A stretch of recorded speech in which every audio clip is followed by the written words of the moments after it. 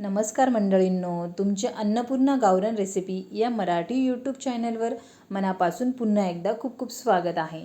चला तर आज आपण गव्हाच्या पिठाचे मोदक कसे बनवायचे ते सांगणार आहे. अत्यंत साध्या सोप्या पद्धतीने कमी साहित्याचा वापर करून खायला चविष्ट असे मोदक आज आपण बनवणार आहे.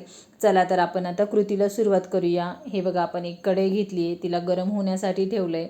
तिला व्यवस्थित गरम होऊ द्या. गरम झाल्यानंतर त्याच्यामध्ये आता 1 चमचा इतकं तूप घालूया.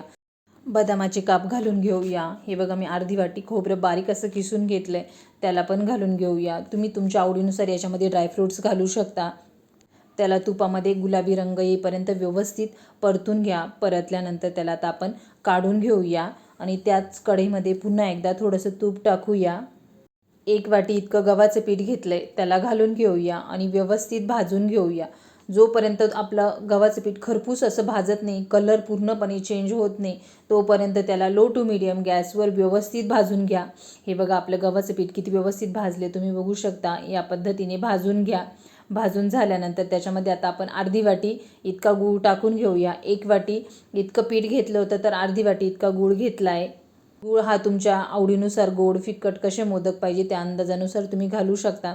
त्याला व्यवस्थित मिक्स करून घेऊया, मेल्ट करून घेऊया. ते आपण ड्रायफ्रूट्स तुपामध्ये परतून घेतले ते सर्व घालून घेऊया.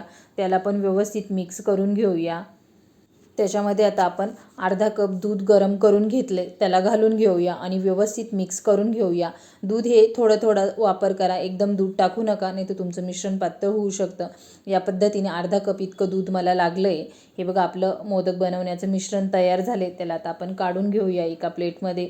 आता एक मोदकाचा साचा घेतला आहे, त्याला व्यवस्थित सगळीकडे तूप लावून घेऊया. तूप ही आवर्जून लावा, म्हणजे तुमचा मोदक हा साच्यातून पटकन बाहेर येईल. आता मोदकाचा साचा बंद करून त्याच्यामध्ये सारण भरून घेऊया. या पद्धतीने दाबून भरा. मोदकाला जो बी आकार येतो त्याच्या कळ्या व्यवस्थित येतात. या पद्धतीने जर दाबून दाबून मोदक भरला तर या पद्धतीने भरून घ्या. मागच्या बाजूने व्यवस्थित प्रेस करा. हे बघा, मी आता तुम्हाला मोदक उघडून दाखवते. किती छान आपला मोदक तयार झाला आहे, तुम्ही बघू शकता.